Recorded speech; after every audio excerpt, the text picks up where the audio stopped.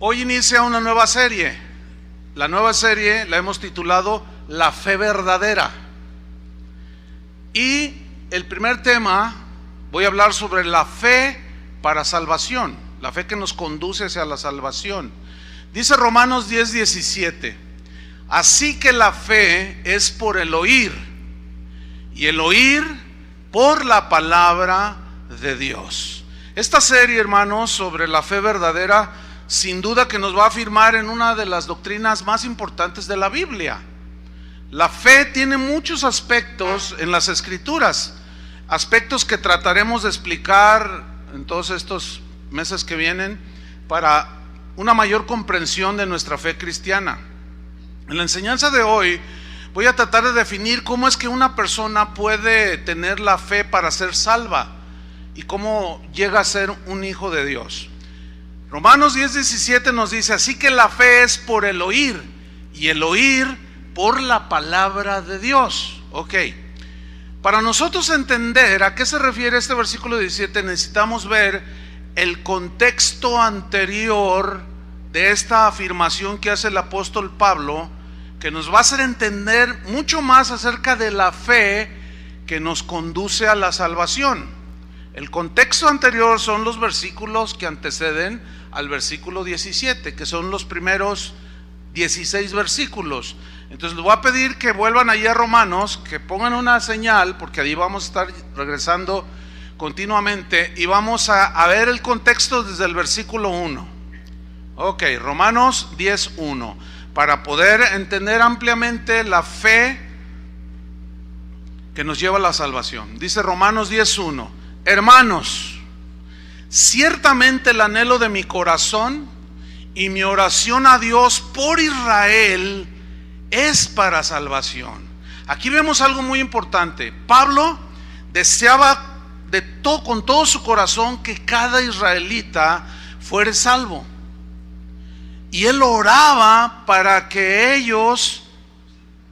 Dios tuviera misericordia y ellos entraran a la salvación que era por Cristo. Entonces vemos que el corazón de Pablo iba de la mano con el corazón de Dios. El corazón de otro apóstol llamado Pedro también era de un mismo anhelo y deseo. El apóstol Pedro escribió en su segunda carta, capítulo 3, versículo 9, y dijo: el Señor es paciente para con nosotros, ¿se entiende? Los seres humanos, no queriendo que ninguno perezca. Dios no quiere que ninguno perezca. Ese era el corazón de Pablo, ese era el corazón de Pedro, sino que todos procedan al arrepentimiento. La palabra todos viene del griego pas, que tiene distintos significados, pero cuando la palabra paz aparece, como aquí en este versículo, cuando habla en plural, dice la definición en griego que incluye absolutamente todo aquello o aquellos de quien se está hablando. Es decir, que aquí cuando dice que todos procedan al arrepentimiento, se refiere a todos los seres humanos. Cuando si yo le digo a usted, le voy a regalar todos los muebles de mi casa, ¿qué entiende? ¿Cuántos? Todos. Así, de simple. Ahora bien, ese sentir, ese anhelo que Pablo tenía, es el mismo que nosotros debemos de tener por la salvación, orar por la salvación de todos, de nuestros familiares, de nuestros amigos, de los vecinos, de todos aquellos que están muertos en sus pecados. Aunque desgraciadamente la misma Biblia nos confirma que no todos van a creer en el mensaje del Evangelio. Dice el versículo 2, Romanos 10:2: porque yo, dice Pablo, les doy testimonio de que se refiere a los judíos, tienen celo de Dios, como él cuando fue fariseo. ¿Se acuerdan?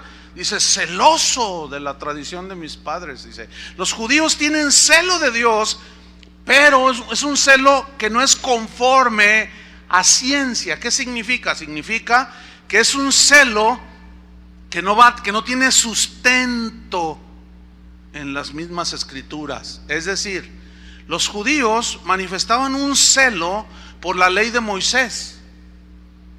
Y eso era parte del asunto. El punto es que los mismos rabinos a través de la historia le aumentaron muchos conceptos humanos a los cuales ellos se aferraban apasionadamente. Ellos tenían un celo sin fundamento, un celo que pretendía tener sustento en la palabra de Dios. Así tenían ese celo los judíos, pero era un celo que los llevó al fanatismo. ¿Por qué? Porque no tenía sustento bíblico. Es un ejemplo actual de celo sin conocimiento, sin entendimiento, celo que lleva al fanatismo. Ayer, aquí en Guadalajara, se dio le llaman romería a Zapopan, que llevan a una virgen por todo un caminar, 2,5 millones de personas acompañando a la Virgen de Zapopan en su trayecto. Le llaman la llevada de la Virgen. Bueno, es gente que tiene mucho celo, pero pregunto, ¿ese celo tiene fundamento en la Biblia? No. La Biblia, dicen los cronistas, es una manifestación de fe, pero es una fe que no tiene sustento en la Biblia. La Biblia llama a ese tipo de manifestaciones, le llama idolatría, porque el hombre mismo le da figura humana con yeso o lo que sea, oro, plata, le pone ojos, oído, boca, y luego después le habla creyendo que le oye o que le ve. Tú le tratas de explicar y fanáticamente te dice, no, es que a mí me contestó. Ese es un ejemplo actual de lo que Pablo está diciendo aquí. Tienen un celo, pero no es un celo conforme al conocimiento de Dios o a la revelación de Dios. Y así estaban los judíos, y así hay mucha gente hoy. Tiene celo por algo espiritual o que se lo atribuye a Dios, pero es sin conocimiento de las Escrituras o distorsión de las Escrituras mismas. Vamos al versículo 3. Dice, les doy testimonio de que tienen celo de Dios, pero no conforme a ciencia, porque ignorando la justicia de Dios. ¿Quiénes ignoraban? Los judíos. La ignorancia, ¿a qué ignorancia se refiere? Ignorando la justicia de Dios. Aquí, ignorar habla de un acto deliberado, de no tomar en cuenta el medio que Dios establecía para que los seres humanos alcanzaran perdón de sus pecados, ignorando deliberadamente la justicia de Dios. Ignorancia. Ahora, hay dos razones por las cuales una persona puede permanecer en ignorancia. Una es por la falta del conocimiento completo de un hecho. ¿Me explico? Por ejemplo, pasa alguna situación y nos dan cierta información los medios de comunicación, pero no nos dan toda la información, ¿verdad que no? Otro ejemplo, yo no soy médico, yo me considero un ignorante de la ciencia médica. Hasta donde me alcanza es que si me duele la cabeza me tomo una aspirina y se me quita. Hasta ahí. No me alcanza para más, soy un ignorante de la medicina, ¿verdad? Pero pues tengo que usar a los médicos que saben. Y la otra razón por la cual está uno en ignorancia es por cerrar el corazón para conocer un hecho. Hay un dicho mexicano que dice que no hay peor ciego que el que no quiere ver. Que eso fue lo que hicieron en el tiempo de Jesús los fariseos. Ellos cerraron su corazón. No queremos saber de ese Mesías, no queremos saber de ese Jesús. ¿Sí? Jesús habló de que ni viendo ven, ni oyendo oyen. O sea, ¿por qué? Porque su corazón estaba cerrado. Las Escrituras nos dicen de una manera contundente, nos hablan sobre la obra de Cristo en la cruz. Y es muy amplia la información de su obra en la cruz. ¿Para qué? Para que no permanezcamos en ignorancia acerca de lo que Jesús hizo en la cruz por toda la humanidad. Que Cristo Jesús murió por los pecados de toda la humanidad. Vamos a ver nada más 3 versículos. Hay muchos, decenas de versículos que nos muestran esta verdad. Vamos a ver nada más 3. Vamos primero a 1 Timoteo capítulo 4. Póngale una señal en Romanos.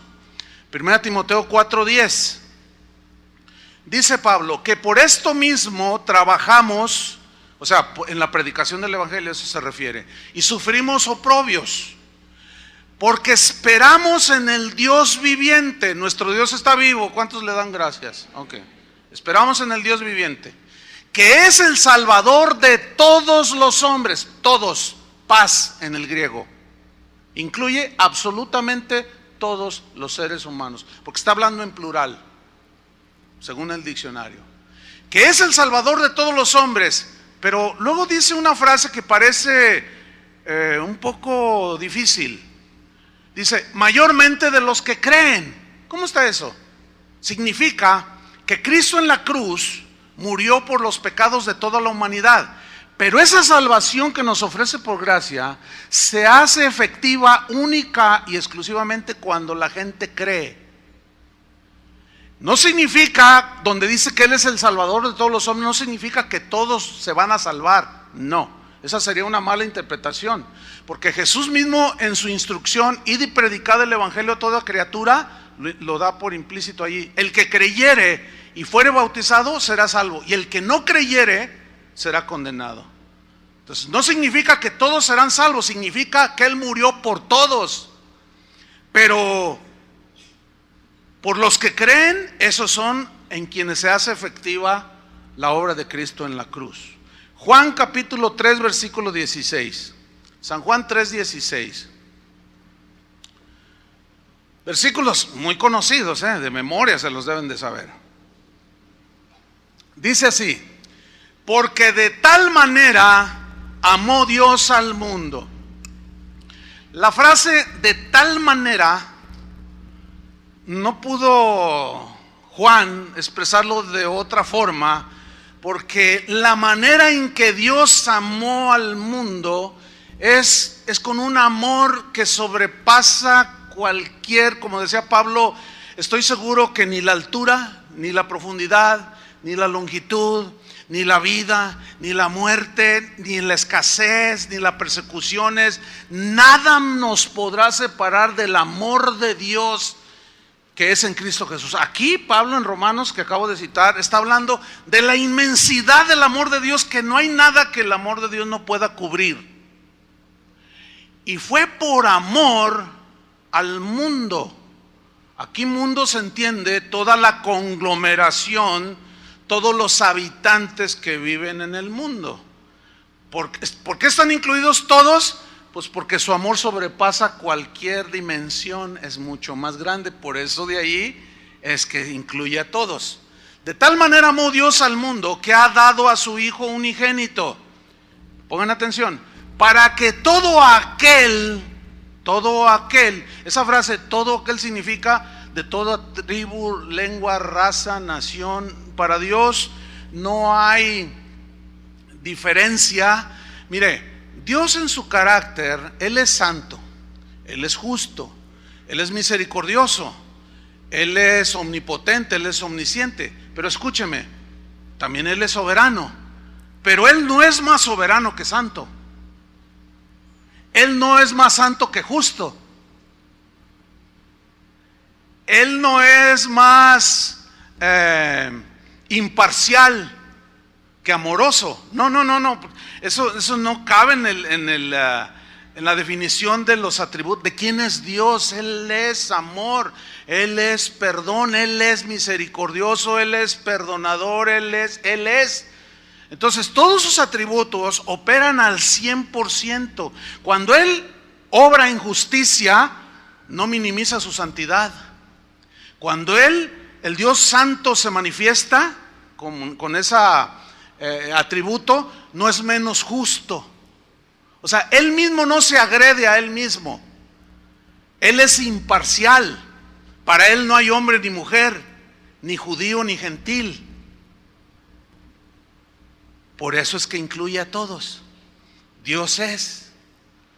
Entonces su amor se manifestó en una medida extraordinaria Y ese amor dice, para que todo aquel que en Él cree, o sea, en el Hijo, no se pierda.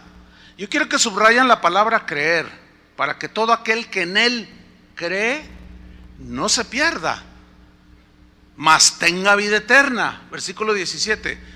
Porque no envió Dios a su Hijo al mundo, se entiende la conglomeración de todos los seres humanos, no lo envió para condenar al mundo, sino para que el mundo sea salvo por Él. ¿Cómo entiende mundo usted? ¿Incluye a todos? Eso hasta un niño de 5 años lo entiende. Aquí no es ninguna figura retórica, no es una sinécdoque, no es una metonimia, no. Aquí es estrictamente el mundo. Dios envió al mundo a su Hijo. Ok, versículo 18. El que en Él cree, o sea, en Cristo, no es condenado. Pero el que no cree, ya ha sido condenado, porque no ha creído en el nombre del unigénito Hijo de Dios. ¿Cuál es la razón de que muchos se van a condenar? Porque no creyeron en Cristo. ¿Me está siguiendo? Ok. Segunda de Corintios 5:17. Mira qué cosa tan tremenda aquí. Segunda de Corintios 5:17. Pablo está hablando a los creyentes.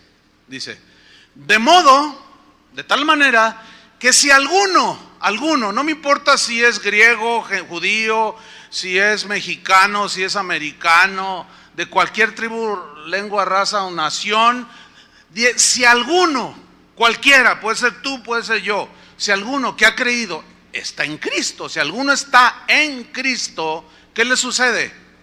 Estar en Cristo significa haber creído en el sacrificio de Cristo. Si alguno está en Cristo, nueva criatura es. Las cosas viejas pasaron, aquí todas son hechas nuevas. Es una nueva vida. ¿Cuántos viven esa nueva vida? Versículo 18.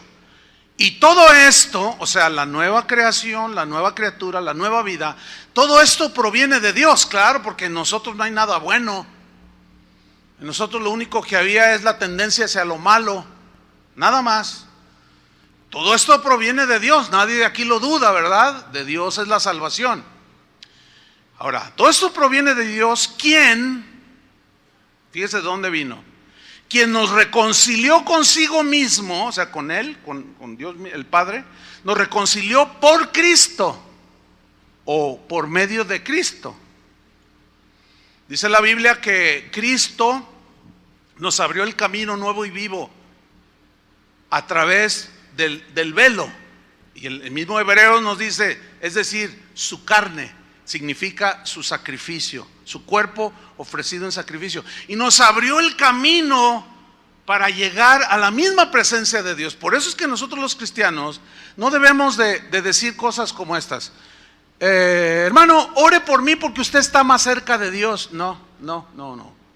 Dice la Biblia en Efesios que hemos sido hechos cercanos por la sangre de Cristo.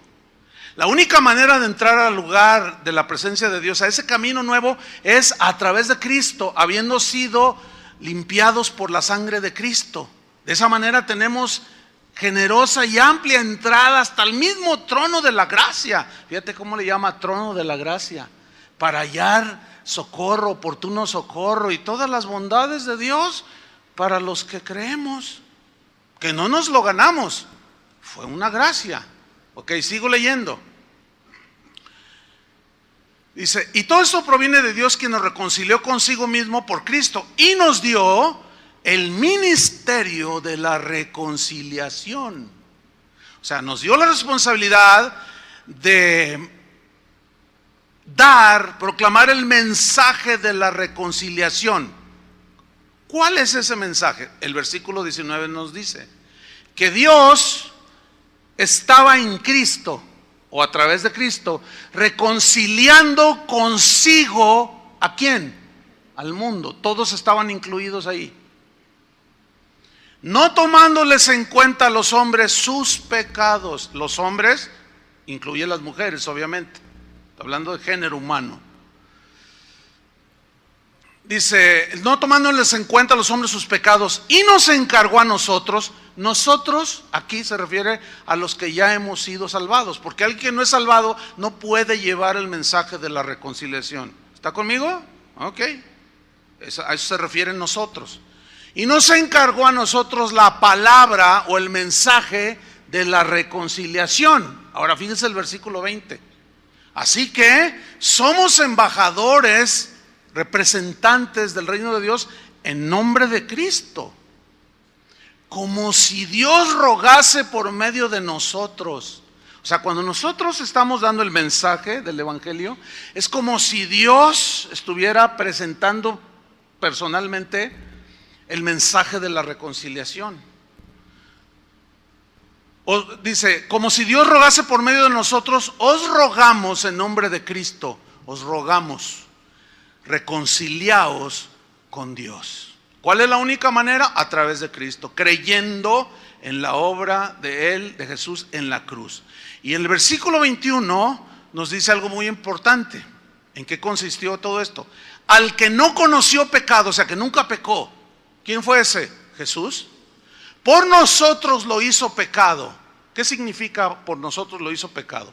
Significa que el castigo que merecíamos nosotros por pecadores, Cristo muere en nuestro lugar y lleva el castigo de nosotros.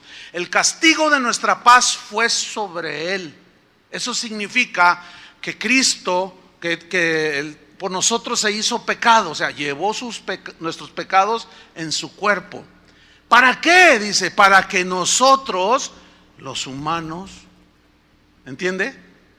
Los seres humanos, fuésemos hechos justicia de Dios en Él. Él es Cristo. Es decir, en otras palabras, para que los que creyeran, de cualquier lengua, tribu, raza y nación, la justicia de Dios, que demandaba un castigo por los pecados, al aceptar el mensaje del evangelio, al creer en el mensaje del evangelio, en ese momento Dios nos justifica. ¿Qué es la justificación?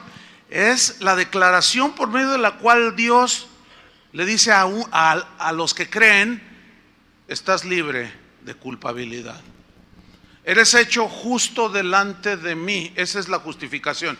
Y en Romanos Pablo mismo dice: justificados pues por la fe. ¿Por qué? Por la fe. Justificados por medio de la fe, o sea, por haber creído, tenemos ¿qué? Paz para con Dios, por medio de nuestro Señor Jesucristo. Ahora, volvamos a Romanos 10:3. Porque ignorando la justicia de Dios, entonces nosotros no hay que ser ignorantes en eso. Cuando tú le presentes a la gente el mensaje, diles que Cristo murió por ellos. Si creen o no, ese es un asunto de ellos. Sigo adelante. Porque ignorando la justicia de Dios y procurando, los judíos, establecer la suya propia, subraya esa frase. Ellos establecieron su propia justicia.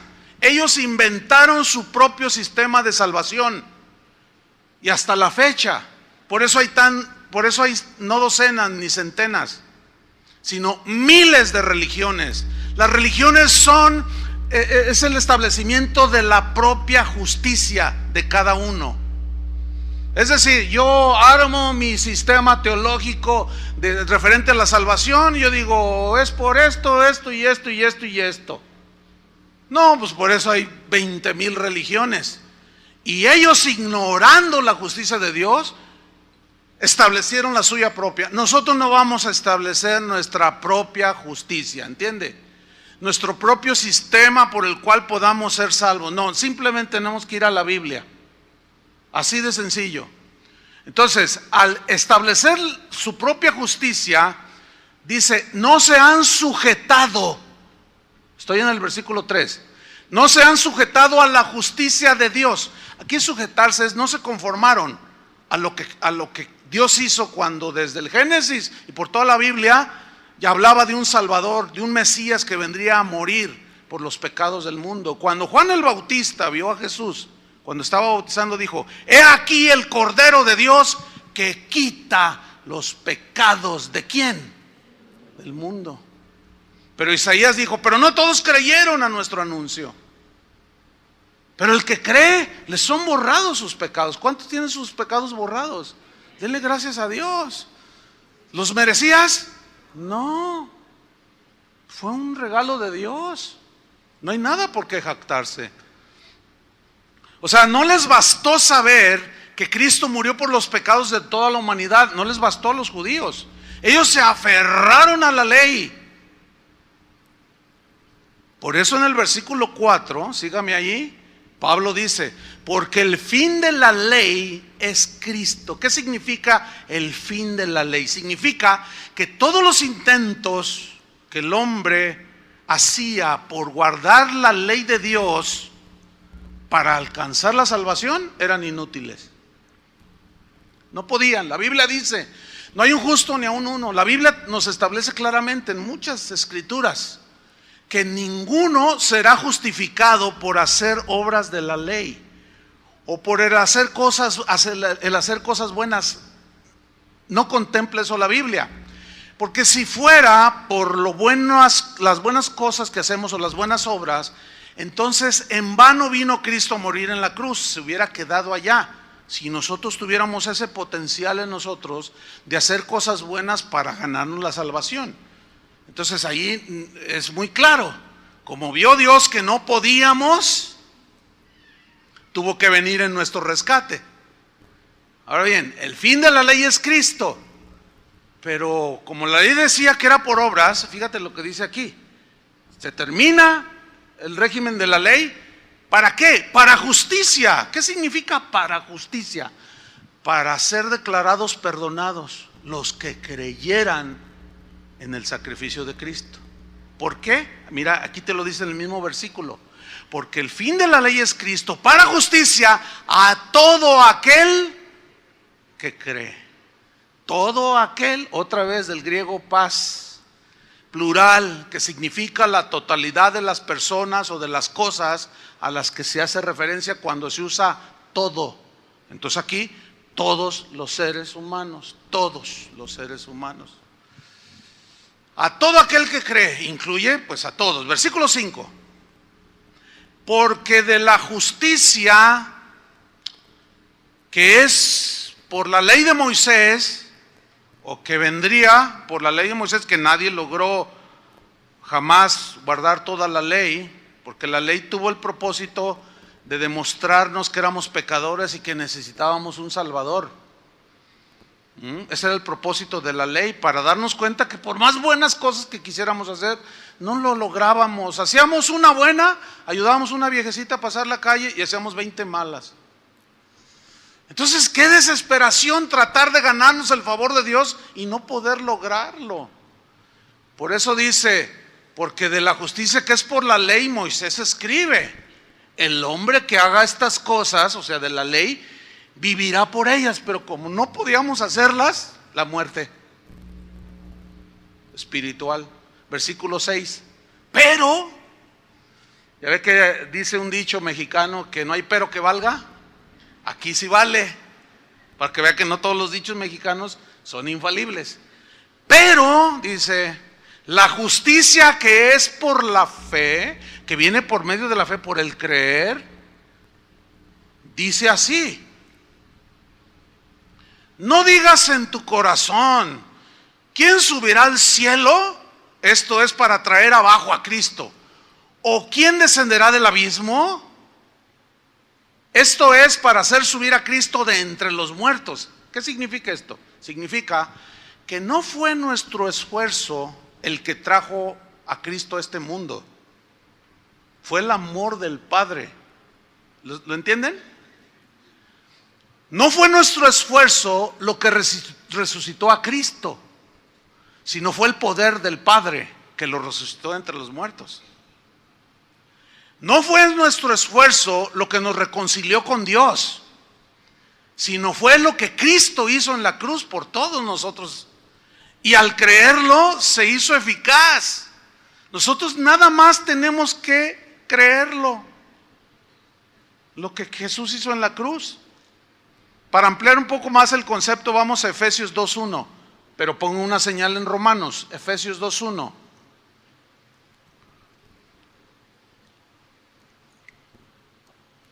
Dice así.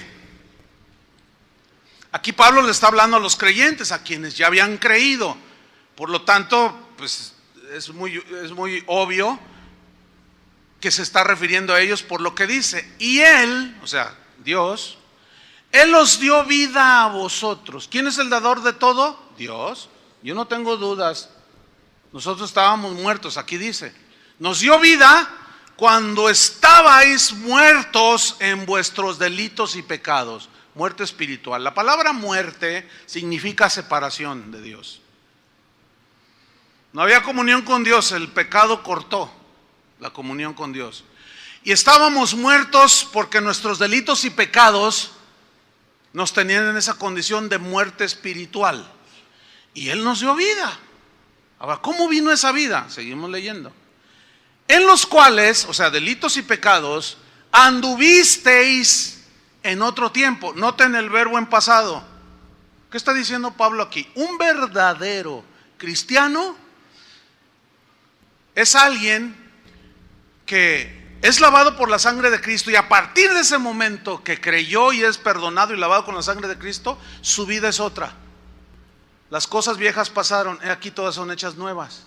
De ahí se deriva lo contrario. Alguien que dice que es cristiano y sigue en delitos y pecados, no es un cristiano todavía. ¿Por qué? Porque aquí dice, anduvisteis. O sea, si andamos todavía en lo mismo, es que no somos salvos. ¿Siguen conmigo? Ok. En los cuales anduvisteis en otro tiempo, siguiendo la corriente de este mundo. Este mundo significa las personas. ¿Cuántas? Todas. ¿Cómo viven todas las personas que no están reconciliadas con Dios? En sus delitos y pecados. ¿Cómo? Aquí te lo dice.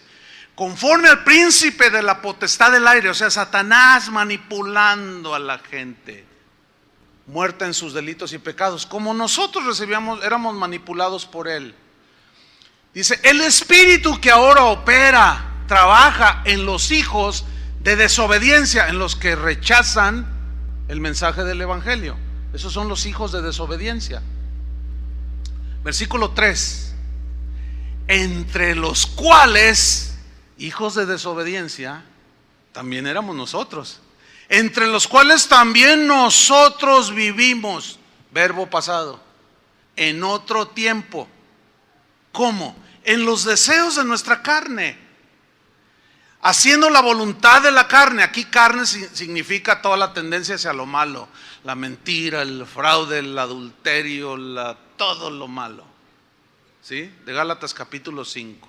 Manifiestas son las obras de la carne, que son adulterio, fornicación, hechicerías, pleitos, celos, iras, contiendas, disensiones, herejías y cosas semejantes a estas. Ahí está. Vivíamos en otro tiempo los deseos de nuestra carne, haciendo la voluntad de la carne y de los pensamientos, porque no podíamos resistirlo, nos arrastraba. Y éramos, fíjate bien, por naturaleza. ¿Qué éramos por naturaleza? Hijos de ira. ¿Qué significa? Merecedores del justo juicio y castigo de Dios. Por naturaleza. Nacen todos los seres humanos merecedores del juicio de Dios. Condenación eterna. Éramos por naturaleza hijos de ira, lo mismo que los demás. ¿Ven cómo le está hablando ahora a los que ya habían creído en el presente de Pablo? Y lo aplicamos ahora nosotros. Lo mismo que los demás. Versículo 4. Pero Dios, aquí está otro pero que vale también. Pero Dios, que es rico en misericordia. La palabra rico habla de sobreabundar en misericordia. ¿Se acuerdan que de tal manera amó? Amor. Aquí habla de Dios que es rico, sobreabunda en misericordias. Dios que es rico en misericordias, y vuelve a enfatizar, por su gran amor. La palabra gran en el griego es hiper. O sea, un supremo amor. Por eso Juan no encontró mejores palabras que decir, porque de tal manera, una medida inmedible que valga la redundancia. No se puede medir, es tan inmenso el amor de Dios. Pero Dios, que es rico en misericordia, por su gran amor con que nos amó, ¿a quién? Al mundo. De tal manera amó Dios al mundo, o sea, a todos los habitantes, todos los seres humanos que habitamos el mundo. Por su gran amor con que nos amó, nadie podría estar fuera del amor de Dios. Porque entonces, si así fuera, entonces ya Dios sería parcial hacia unos y hacia otros. Y Él es imparcial en su carácter. Sigo leyendo. Por su gran amor con que nos amó, aún estando nosotros, Él dice nosotros, refiriéndose a los que ya habían creído en el presente de Pablo. Aún estando nosotros en pecados, nos dio vida juntamente con Cristo. Nos dio vida, eso es maravilloso. La palabra vida es del griego zoe, Z-O-E. Zoe significa la misma clase de vida que Dios tiene. ¿Cómo es Dios? Es eterno. Nos dio eternidad. Él la había puesto. Eternidad, dice Eclesiastés, en el corazón de los hombres. Dios hizo al hombre perfecto, pero ellos buscaron las perversiones, dice el Eclesiastés también. Sigo allí. Estoy en el versículo 5, ¿verdad? Aún estando muertos en pecados, nos dio vida juntamente con Cristo. Pero ¿cómo fue que nos dio esa vida? ¿Cómo vino? ¿Por qué? ¿Qué pasó allí? Dice el mismo versículo entre paréntesis. Por gracia sois salvos. ¿Qué significa gracia? Regalo inmerecido. Le voy a poner una ilustración para tratar de entender un poco más lo que es un regalo inmerecido.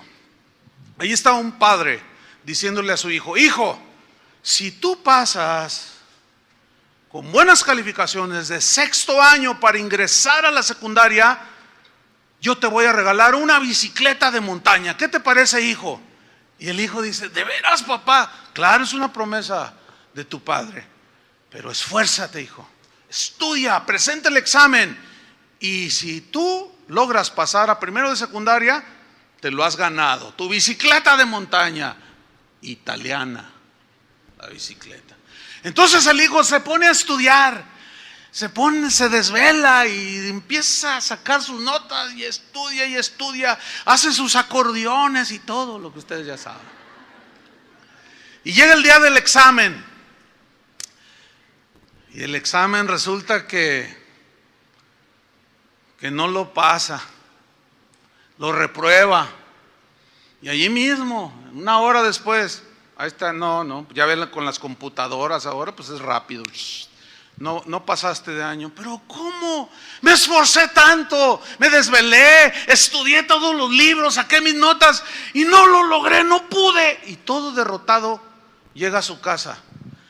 ¿Cómo te fue, hijo? Papá, mira, te lo prometo, te aseguro, papá, que me esforcé.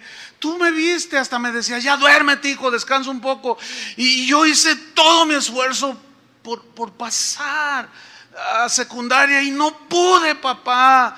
Y el muchacho llorando y el padre mirándolo, dice: ay, hijo, no pudiste por más esfuerzo que hiciste. Pero ¿sabes una cosa, hijo? Te voy a demostrar cuánto te amo. No te ganaste la bicicleta porque no pudiste, pero yo te la voy a regalar. ¿Te la mereces, hijo? No, papá, ¿cómo? Pero por más esfuerzos que hice, yo no me merezco nada. Pero aún así, hijo, yo te la voy a regalar. ¿Qué tiene que hacer el hijo para recibir esa bicicleta? Creer que el dador le está diciendo la verdad. Tómala, hijo, la bicicleta. Pero si el muchacho dice: no, ¿sabes qué? No, me quieres tomar el pelo, te estás burlando de mí, no te creo, me vas a dar una hecha en Zapopan, del bicicletero zapopano. Dice, no, entonces, no, hijo, te estoy dando algo que no te mereces, pero te estoy dando lo mejor. Ahora, el muchacho recibe la bicicleta. ¿Se la ganó? No pudo. Pero la generosidad de su padre se la dio a pesar de que no se la merecía. Ese es el concepto de gracia en la Biblia. ¿Qué méritos tenía? Ninguno.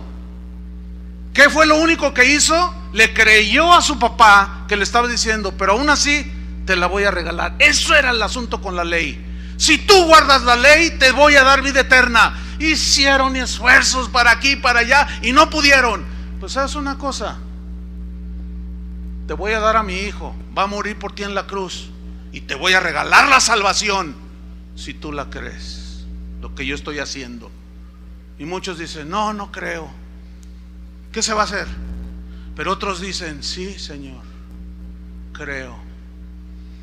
Pablo y Silas estaban orando, estaban prisioneros en la cárcel y se pusieron a cantar himnos a Dios. Dice que los demás presos oían los cánticos y de repente Dios se manifestó de manera soberana y tembló la cárcel, y dice que las puertas de la cárcel se abrieron de par en par y las cadenas de ellos se soltaron. Y el carcelero se asustó. ¿Por qué se asustó? ¿Saben por qué? Hay que ir al contexto histórico de aquel tiempo. En aquel tiempo, cuando un carcelero se le fugaba un preso, no es como los de ahora, ¿verdad? Pues 20 y sigue ahí el director. No, en aquel tiempo era pena de muerte. O sea, lo llevaban a la pena de muerte porque se les escapaba el preso. Por eso es que él se asustó, pero más que nada estaba impactado de lo que estaba viendo. Y él dice que llegó y se postró y les dijo, señores, ¿qué debo de hacer para ser salvo? ¿Qué debo de hacer para ser salvo? ¿Y qué le dijo Pedro? Vete de rodillas hasta Zapopan. ¿Qué le dijo Pablo? Dije Pedro. No, sí, ya nos empieza a fallar. Miren, ya se me olvidó. Toño en la mañana dijo, mañana viernes los esperamos a la reunión de matrimonios. Mañana viernes dijo.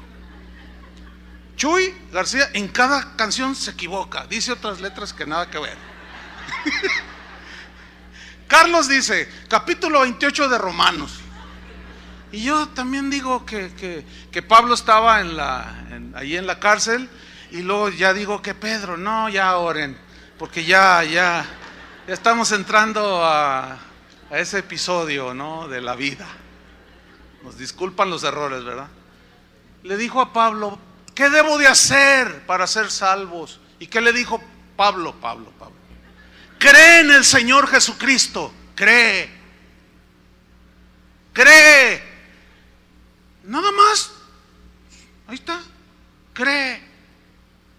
Creer no es una obra del hombre. No. Es una respuesta a la oferta de Dios de la salvación. No es una obra del hombre. Vamos a verlo. Dice en el versículo 5, porque por gracia sois salvos. Y juntamente, versículo 6, mira todo esto, juntamente con Él nos resucitó.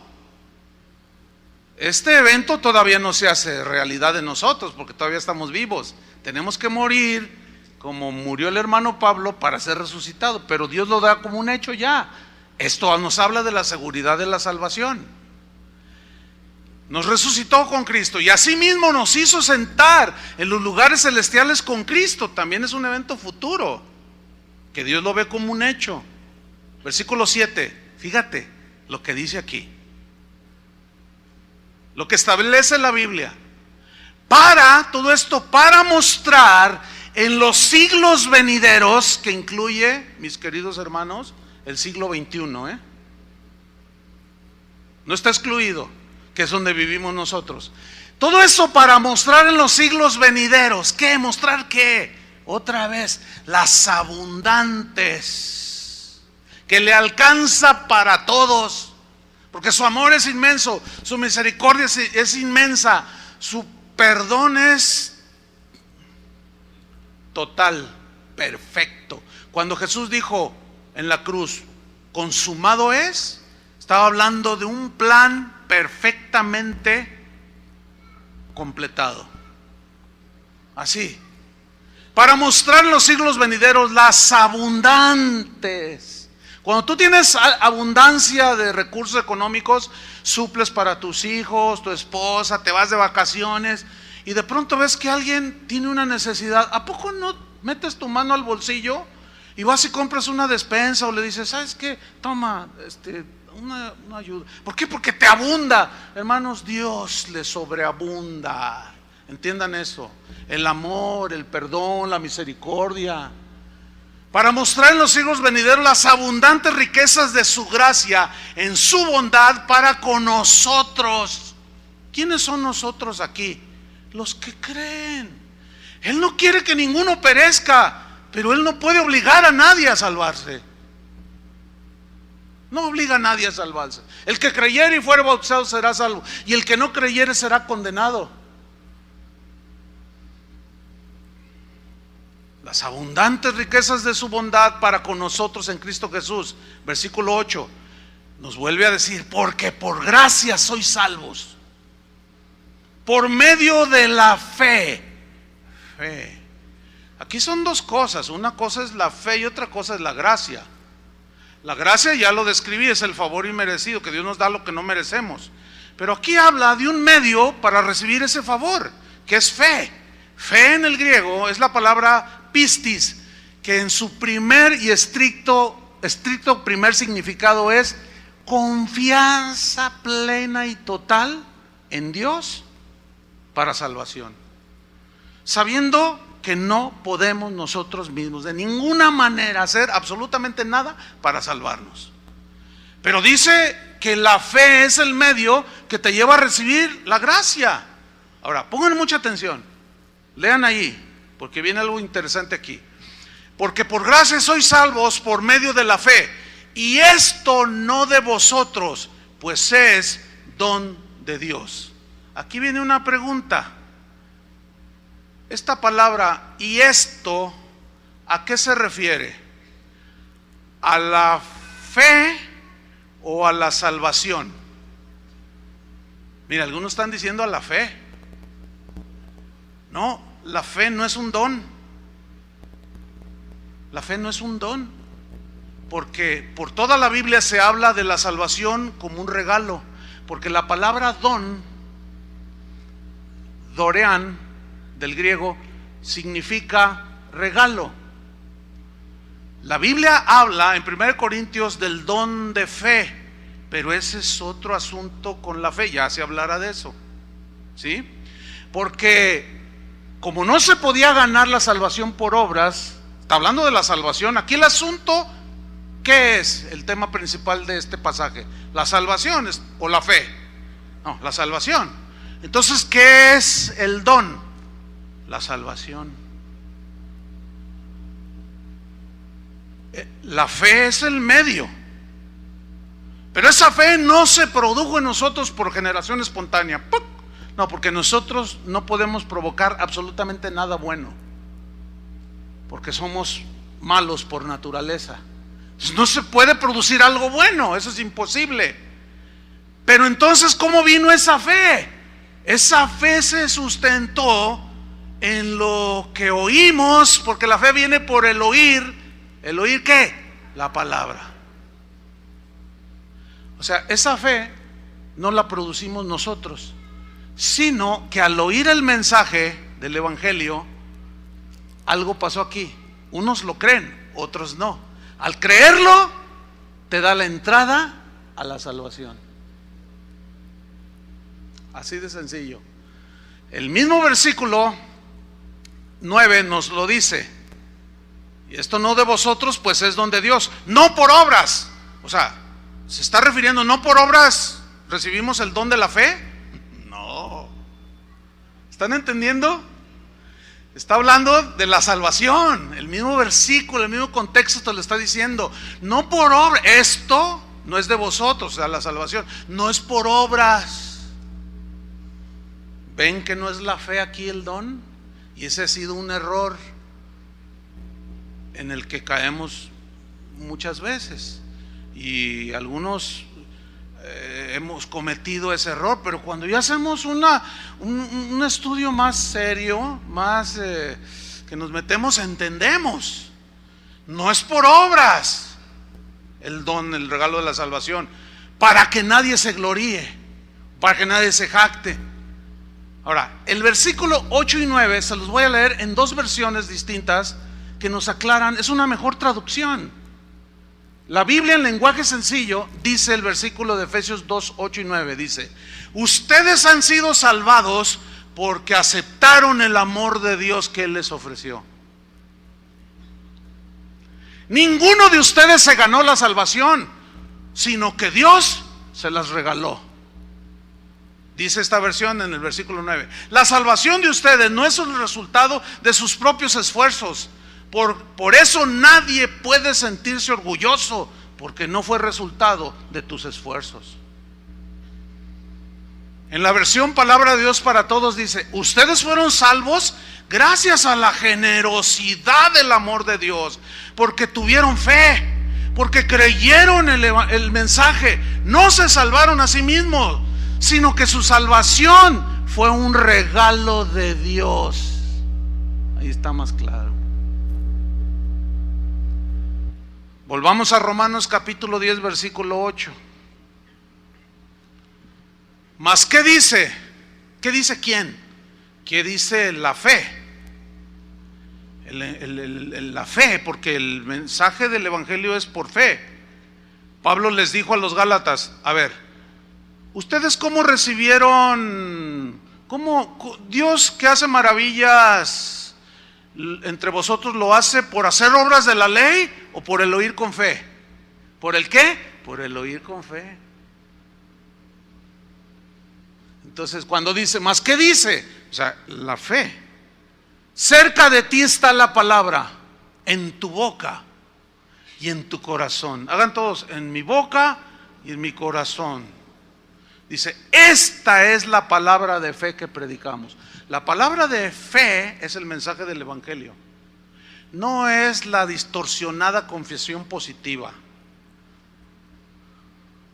Dice aquí, el mensaje de Dios, en otras palabras, está cerca de ti, está en tu boca y en tu corazón. Y ese mismo mensaje es el que les predicamos. ¿Qué? Que debemos de confiar en Dios para ser salvos. ¿Cómo? Creyendo lo que Jesús hizo en la cruz por toda la humanidad. Pero que cada uno es responsable de su respuesta a Dios. Eso no significa que la salvación dependa de lo que yo decida, sino de lo que yo crea o no crea. ¿Entienden? Es diferente. Versículo 9. ¿Qué si confesar? Esta palabra de fe que predicamos. Que si confesares con tu boca que Jesús es el Señor y creyeres en tu corazón que Dios le levantó de los muertos, ¿serás qué? Salvo. Ay, mire, aquí en este versículo, si nos quedamos ahí, vamos a cometer el mismo error de Efesios capítulo 2, 8 y 9. ¿Cuál es el error? De pensar que solo por confesar que Jesús es el Señor somos salvos.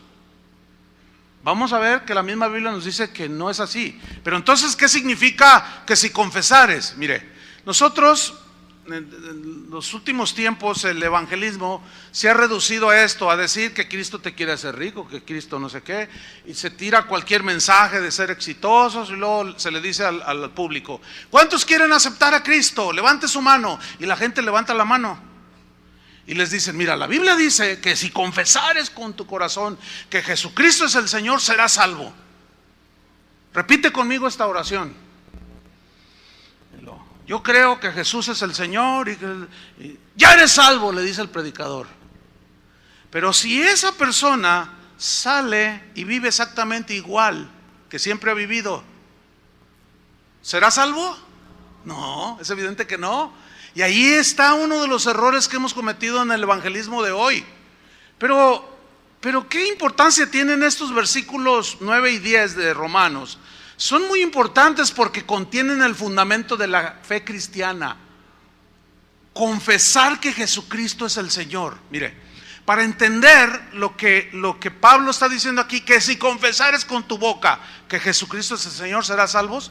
Para entenderlo tenemos que irnos nosotros, por las circunstancias, tenemos que irnos al contexto histórico y plantarnos en el siglo y en el tiempo en que Pablo dijo esto. ¿Por qué?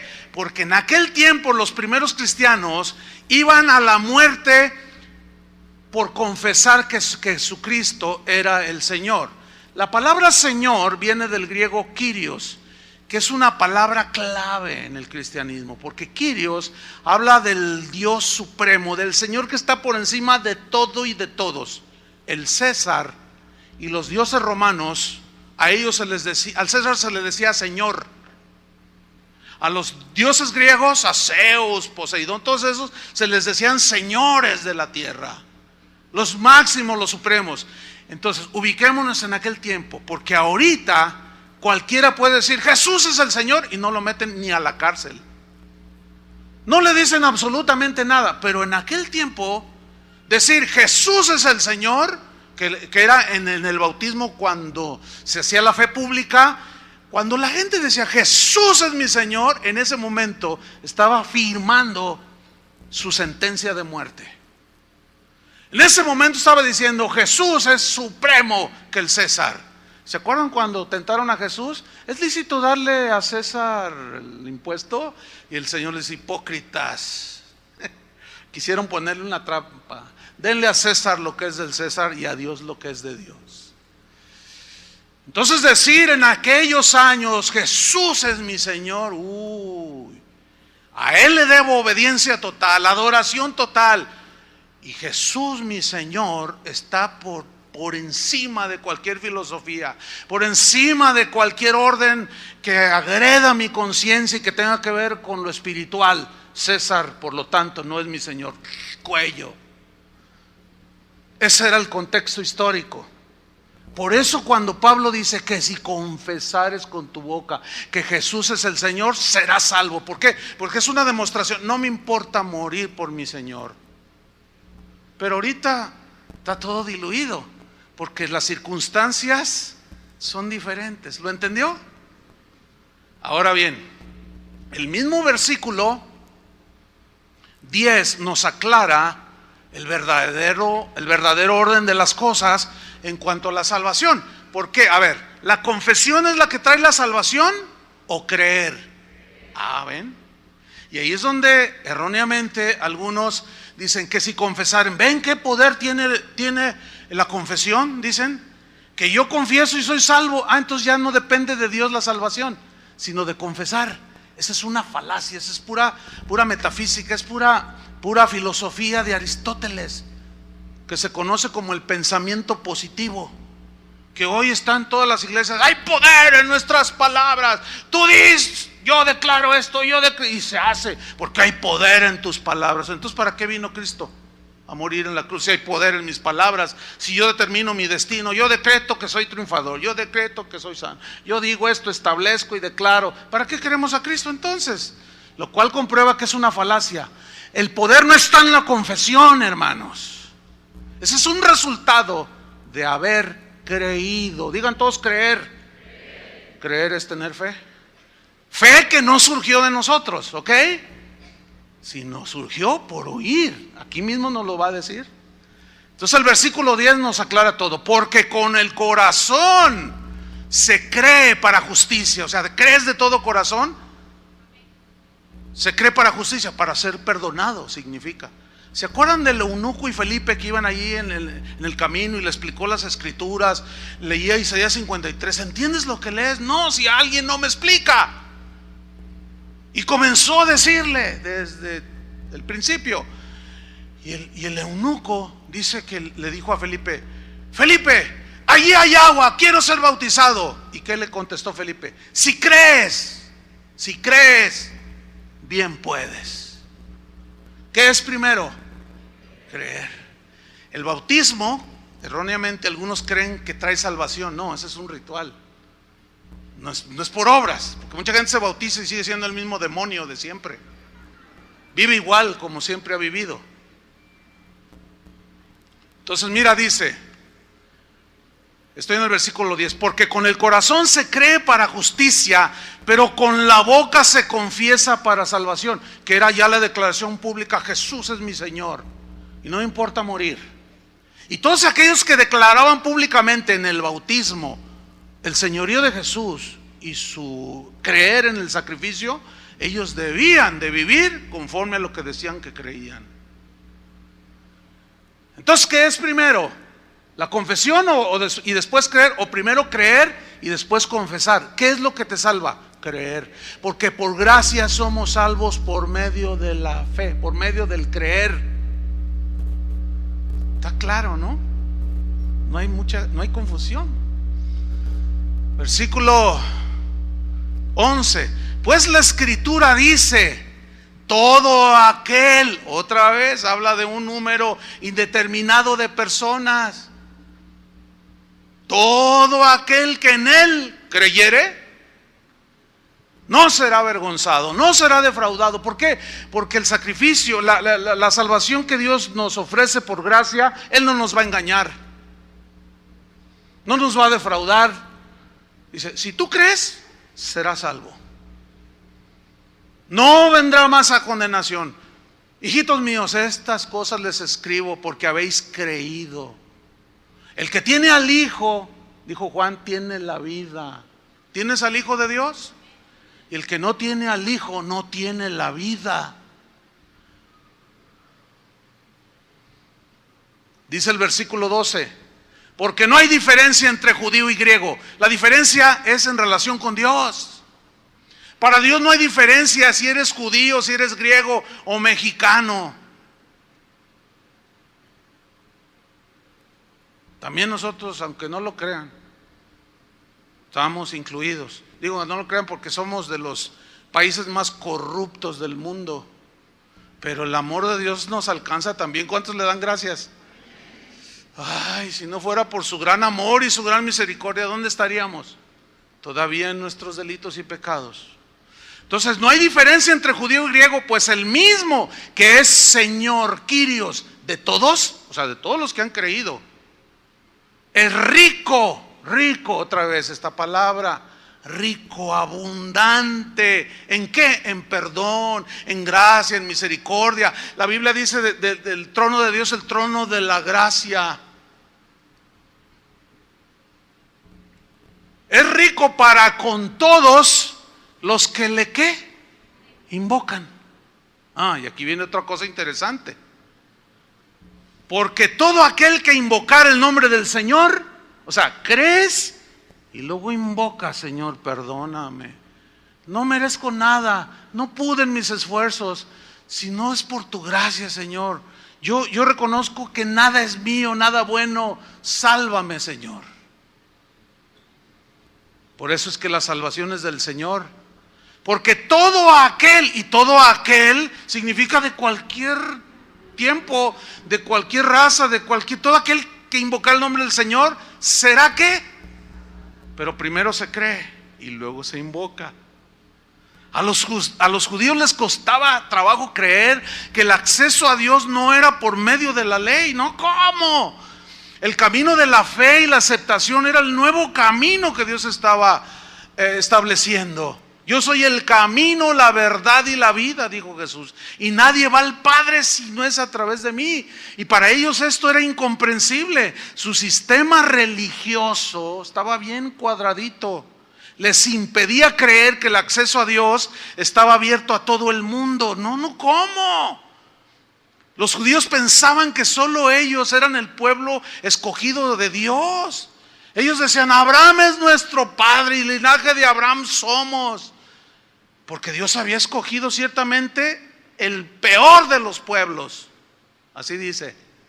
No porque haya sido algo, sino que Dios os eligió porque tenía que haber elegido a un pueblo de donde viniera el Mesías. Entonces ellos dijeron: la salvación solamente es para nosotros, somos el pueblo escogido de Dios.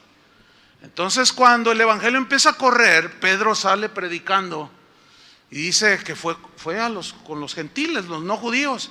Y mientras Pedro predicaba, dice, La gente creyó y el Espíritu Santo se derramó como a ellos en el principio. Y mientras oían el discurso, dice, creyeron, dice, y hablaron en lenguas, como ellos habían hablado en lenguas en el aposento alto. Y no, pues Pedro se sorprendió. Regresa el apóstol Pedro, donde estaba la base de los apóstoles, y les empieza a contar, ¿qué creen? Fui a Samaria, fui a este lado, fui más allá, eran puros gentiles, y como el Señor nos dijo, id y predicad, y para Él no hay judío ni gentil, ni hace diferencias, pues me cuesta trabajo porque yo soy judío. Bueno, así no dice, pero cuando el Señor le dice, Pedro, mata y come aquellos animales de aquella visión, no, cosa inmunda no ha entrado a mi boca. Dice, no llames tú inmundo lo que yo he santificado. ¿Saben qué? Es una alusión a los gentiles. ¿Sí o no? Estamos bien. ¿Conocen algo de Biblia? Ok, volvamos con Pedro. Y llega, el Señor se derramó sobre ellos como nosotros al principio. Y dice que los judíos dijeron, se maravillaron y dijeron, de manera que también el Señor ha dado a los gentiles arrepentimiento para vida. Ay, ¿qué creías? ¿Y qué creían ustedes? ¿Que nada más ustedes eran el pueblo elegido? Y en Romanos mismo dice que sujetó en desobediencia a los mismos judíos. Dios permitió esa etapa para incluirnos a los gentiles. Oh, profundidad de las riquezas de la ciencia y de la sabiduría de Dios, dijo Pablo. ¿Cómo entender semejantes profundidades? Lo único que sé es que Él me amó, en otras palabras, y me dio la oportunidad. Ahora somos hijos de Abraham. ¿Por las obras? No, por la fe.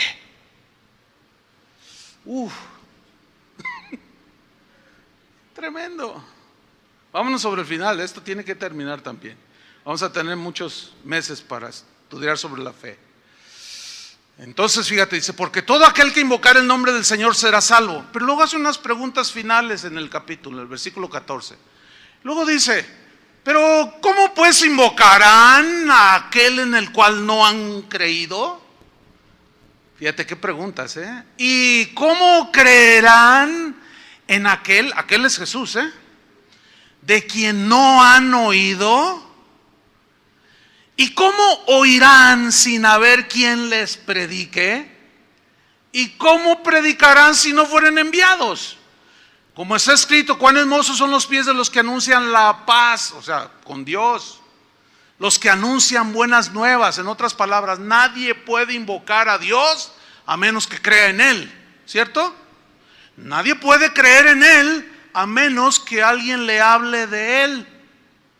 Nadie puede oír acerca de Jesús si no hay a quien le hable de Jesús.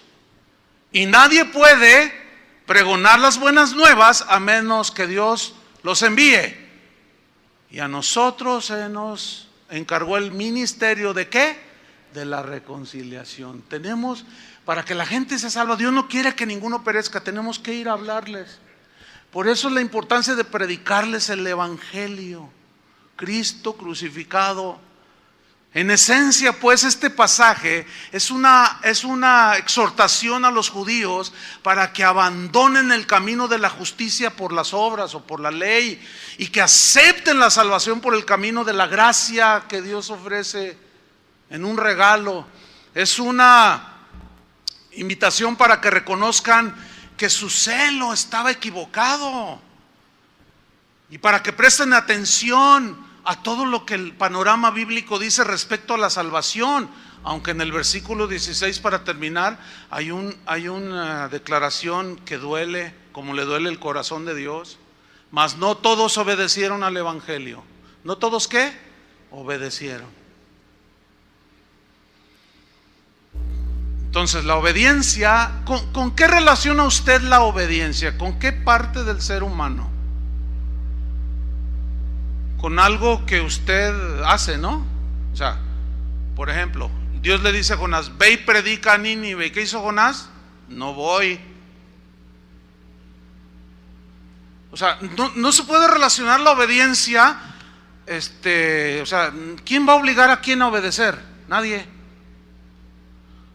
mas no obedecieron todos al mensaje, a nuestro anuncio. Obediencia. Eso tiene que ver con la respuesta de Dios al mensaje del Evangelio.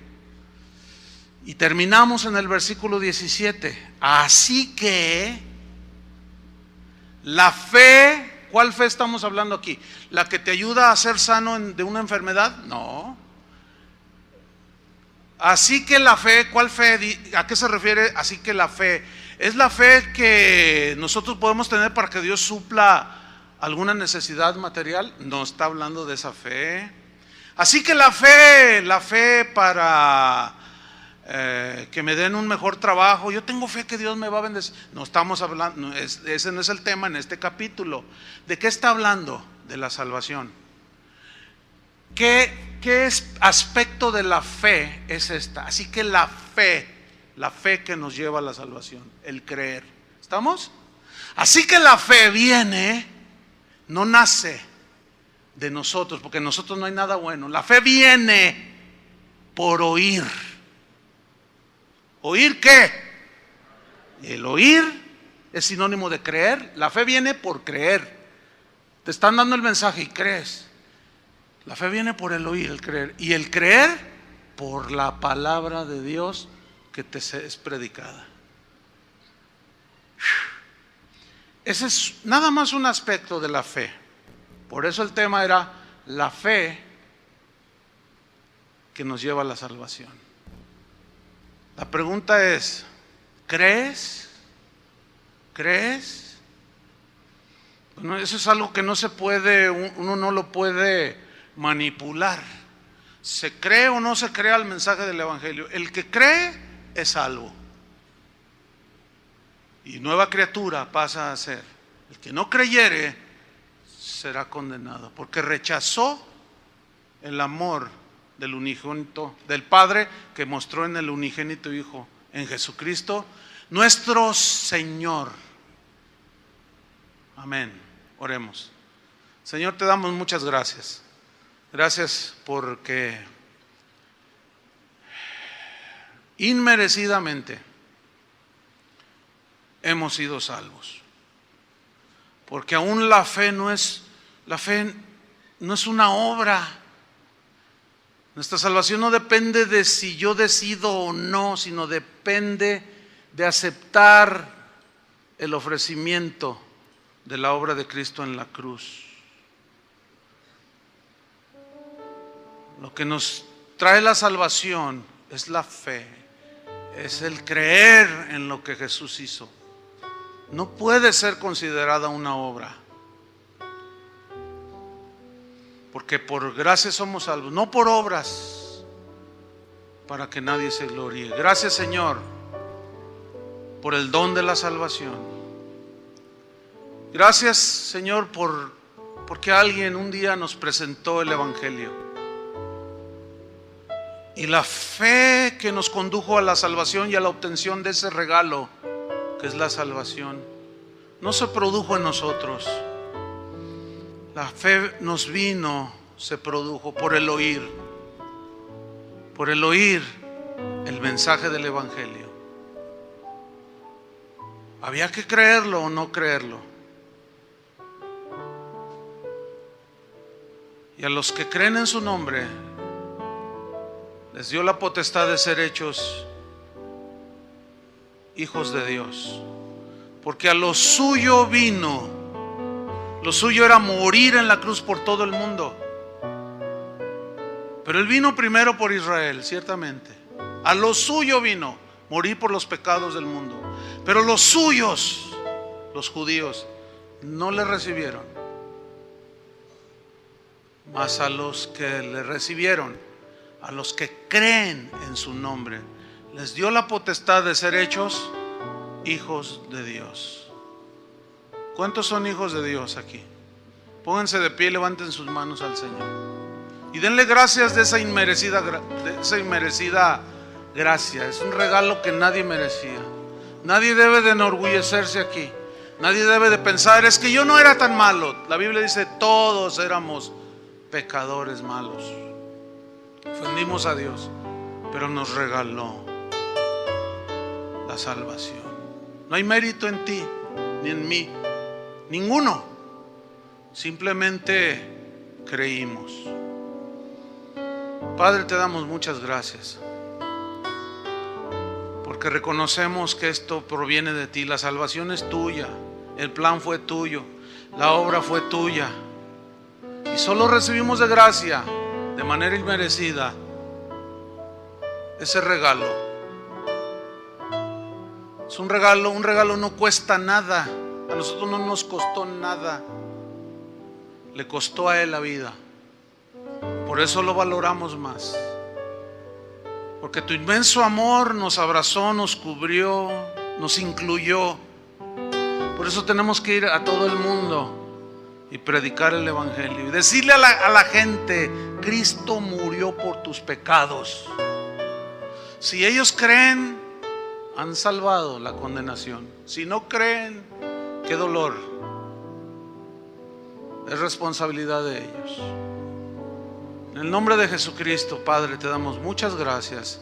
Iremos y predicaremos a ese Dios generoso, ilimitado, a ese Dios que es capaz de amar con un amor hiper a todo el mundo, con una misericordia, con una riqueza de misericordia,